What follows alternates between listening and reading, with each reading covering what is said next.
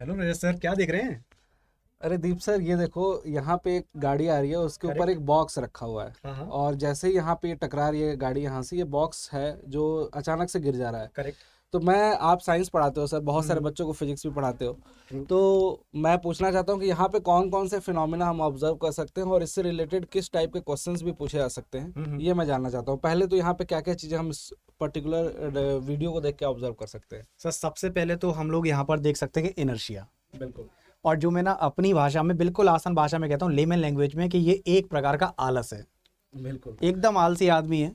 आलसी होते हैं ना कि जैसा है वैसा रहेगा। करेक्ट, कि मैं सो रहा हूँ तो सोता रहूँ, मैं खेलने गया हूँ तो मुझे बुलाओ मत, मुझे खेलने दो। तो ऐसे सर इनर्शिया होते हैं तीन टाइप के। कौन सा? सबसे पहले हो गया सर इनर्शिया ऑफ मोशन, दूसरा इनर्शिया ऑफ रेस्ट, और तीसरा इनर्शिया ऑफ डायरेक्शन। तो अब सर यहाँ पर हम देखते हैं कि जैसे कार जब ये आगे मूव कर रही है तो उसके ऊपर ब्लॉक रखा हुआ है ना। तो कार जब आगे मूव कर रही है तो ब्लॉक भी उसके साथ सेम वेलोसिटी से आगे मूव कर रहा है। अब जैसा कि मैंने आपसे बोला, एक नंबर का आलस। अब ब्लॉक जब मूव कर रहा है तो इसका मतलब ब्लॉक कैसा है? चलती हुई डायरेक्शन पार्ट में है। तो डेट मीन्स ये वेलोसिटी में है। अब एकदम से क्या हुआ, कार यहाँ पर टकराई और रुक गई। ब्लॉक तो चलना चाहता था क्योंकि आलसी था। तो ये सर हम बात करें इनर्शिया ऑफ मोशन की, यानी क्या है, चल रहा है, अगर मोशन में है तो चलते रहना चाहता है। जैसे यहाँ पे टकराया सर, ये ब्लॉक एकदम से रेस्ट में आ गया। So basically this is inertia of motion example. इसके अलावा सर, तो सर अगर इस चीज़ को रिलेट करें हम एग्जामिनेशन के पॉइंट ऑफ व्यू से, कि एसएससी जेई और जेई के एग्जामिनेशन होते हैं जहाँ साइंस आती है, तो वहाँ पे इनको हम अगर इस तरीके से फिजिकल डायग्राम जो बना हुआ है, इसको अगर हम लोग ब्लॉक डायग्राम में देखें अगर, तो कुछ इस तरीके की सिचुएशन है हमारे पास। बिल्कुल। एक ऊपर ब्लॉक रखा हुआ है, सपोज इसका मास m1 है और नीचे m2 मास का है। ये दोनों किसी भी एक्सेलरेशन से मूव कर रहे हैं, मे भी हो सकता है कि कांस्टेंट वेलोसिटी से मूव कर रहे हो। ट्रू। तो ये दोनों केसेस आ सकते हैं। अब पहले हम लोग लेते हैं एक्सेलरेशन वाला केस, Correct. कि ए एक्सेलरेशन से दोनों मूव कर रहे हैं, एक्सेलरेट करते हुए जा रही गाड़ियाँ। यहाँ पे ब्लॉक आया, यहाँ पे ब्लॉक आया और नीचे वाली गाड़ी एकदम अचानक से रुक गई। करेक्ट। अब इस ब्लॉक की कंडीशन को हमें ऑब्जर्व करना है सर, कि ये ब्लॉक मूव करता हुआ आगे स्लाइड होगा कि नहीं होगा। चूंकि हम लोग प्रैक्टिकल केसेस की बात कर रहे हैं तो यहाँ फ्रिक्शन भी होगा। करेक्ट। तो फ्रिक्शन को ध्यान में रखते हुए हम ये कैसे जज कर पाएंगे कि ये ब्लॉक स्लाइड होगा कि नहीं होगा, या रुका रह जाएगा ब्रेक लगने के बाद। ये सारी कंडीशन। करेक्ट। तो डेट मीन्स सर हमने अभी तक जो इनर्शिया के बारे में समझा था, तो वो तो हमें क्लैरिटी मिल गई कि कोई चीज़ मूव कर रही है तो मूव करना चाहती थी, रुकी है तो रुकी रहना चाहती थी। तो ये वाला हूबहू वही वाला एग्जाम्पल हो गया जो अभी हमने एनिमेशन में देखा। तो यहाँ पर M2 सर, ये किसका मास हो गया? एग्जाम्पल से रिलेट करते हैं, ये कार का मास हो गया। और ऊपर ये वो बॉक्स हो गया जो ऊपर रखा हुआ था, राइट। अब क्या होता है, कोई भी चीज आगे तभी मूव करती है सर जब हम लोग, अगर मैं फोर्स को रिलेट करना चाहूं किससे, फ्रिक्शन वाले पार्ट से। तो अगर आपका फोर्स, मान लीजिए कि उसमें x न्यूटन का फोर्स लगा है, अगर फ्रिक्शन उसके बराबर हो या उससे कम रहे तो हम लोग क्या कहेंगे कि सर जो फ्रिक्शन वाला पार्ट है, इफ इट इज लेसर, तो ऑब्वियसली फोर्स ज्यादा हुआ, बॉडी आगे मूव कर जाएगी। लेकिन अगर मान लीजिए कि आपका force is lesser in comparison to friction, body आगे मूव नहीं कर सकती। एक सर यहाँ पे एग्जांपल लेते हैं। मान लीजिए घोड़ा गाड़ी है, हॉर्स कार्ट है। अब हॉर्स कार्ट में, ये सर एसएससी जेई का ही क्वेश्चन है प्रीवियस ईयर का। हॉर्स कार्ट में जब हॉर्स किसी गाड़ी को आगे खींचने की कोशिश करता है तो पता है स्टार्टिंग में फोर्स ज्यादा लगता है, बिल्कुल।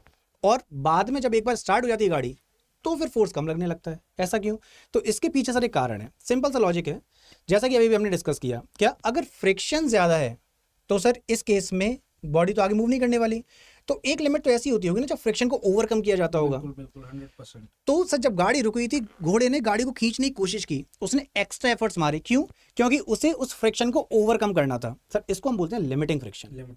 तो लिमिटिंग फ्रिक्शन को जैसे ही वो ओवरकम कर लेगा, गाड़ी आगे मूव करना स्टार्ट कर गई। तो स्टार्टिंग में ज्यादा सर फोर्स लगा, एक बार गाड़ी मूव करने लग गई, अब सर गाड़ी आ चुकी है, काइनेटिक फ्रिक्शन वाला पार्ट आ गया। जब भी मूवमेंट के साथ फ्रिक्शन लग रहा है, दैट इज काइनेटिक फ्रिक्शन।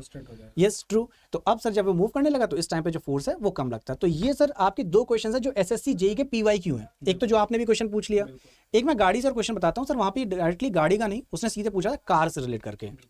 तो वहां पर कार का क्वेश्चन था। तो बस सर इस टाइप के क्वेश्चन एग्जामिनेशन में देखने को मिलते हैं। और बेसिक अगर लॉजिक क्लियर रखे ना, क्योंकि ऐसे डायग्राम देख के ना बच्चे टेंशन में आता है, माय गॉड ये क्या है। ये क्या है, ये तो आईआईटी जेई वाले पोर्शन में पहुंच रहे हैं। करेक्ट। और हम लोग अगर यही चीज रियल वर्ल्ड एग्जांपल से रिलेट कर ले, जैसे भी गाड़ी का एनिमेशन देखा, कितना काम आसान हो जाता है। बिल्कुल, मतलब जहाँ तक मैं समझ पाया हूँ सर कि अगर हम इस पूरे सिस्टम को एनालाइज कर रहे हैं तो इस सिस्टम को एनालाइज करने के बाद हमें दो ही चीज पता करनी है। एक तो पीछे लगने वाला फ्रिक्शन फोर्स पता कर लेना है कि कितना लग रहा है, जो कि म्यू इंटू एन या फिर एफ इंटू एन के बराबर होता है, mu into normal reaction m g के बराबर। अब ये जो friction force, limiting friction force की बात करें, मैक्सिमम स्टैटिक फ्रिक्शन की वैल्यू जो होती है, इस फोर्स से ज्यादा फोर्स अगर इस ब्लॉक पे आगे लगने वाला हो गया, जो कि m1 इंटू ए के बराबर होगा, एक्सेलरेशन के बराबर, तो ये आगे मूव कर जाएगा।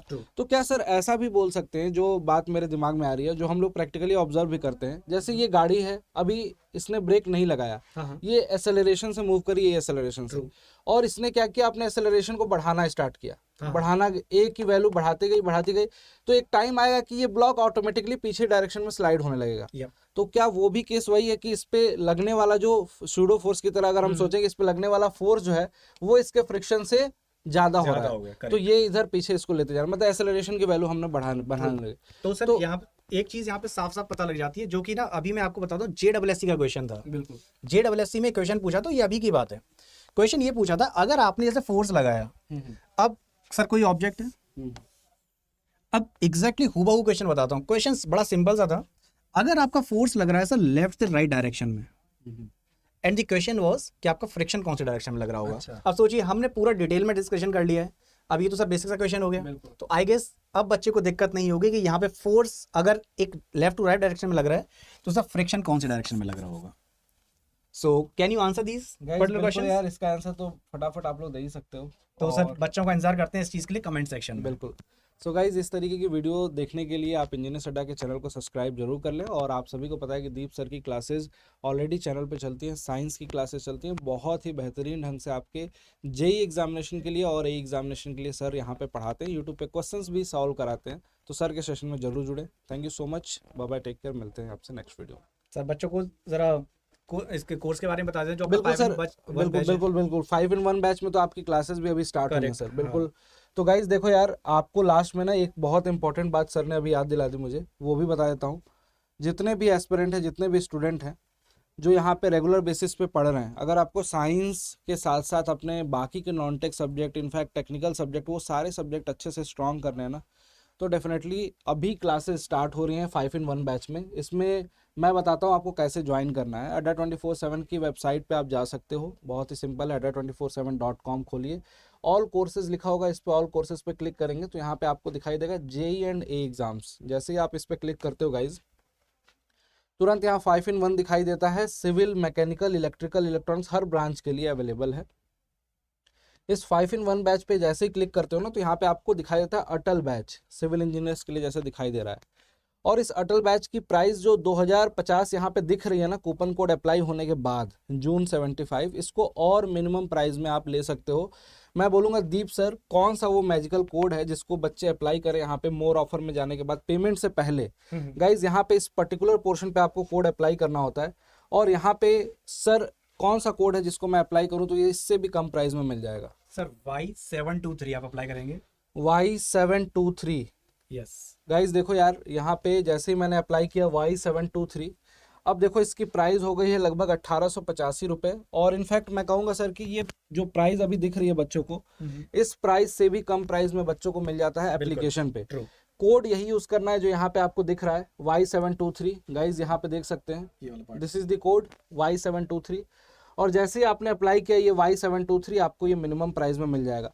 तो जितने भी एस्पिरेंट हैं जो अपनी प्रिपरेशन करना चाहते हैं एसएससी जेई एग्जामिनेशन के लिए, एनएचपीसी, जेएसएससी जेई, जितने भी जेई के बैचेज हैं, 5 इंपॉर्टेंट बैचेज, अगर पांचों नाम मैं काउंट कर रहा हूँ, SSC JE, JSSC JE, DDA JE, DFCCIL और एनएचपीसी जेई, इन सभी एग्जामिनेशन की प्रिपरेशन इस सिविल इंजीनियरिंग के बैच में हो जाएगी आपकी, along with non technical portion and science also. Science का पूरा पोर्शन सर पढ़ाएंगे बहुत कायदे से, आपको वो सारी क्लासेस मिलेंगी, फटाफट जाके ज्वाइन कर सकते हैं आप लोग। थैंक यू सो मच, और याद रखिएगा कूपन कोड Y723, इसको अप्लाई करके ज्वाइन करना है। Thank you everyone, bye bye.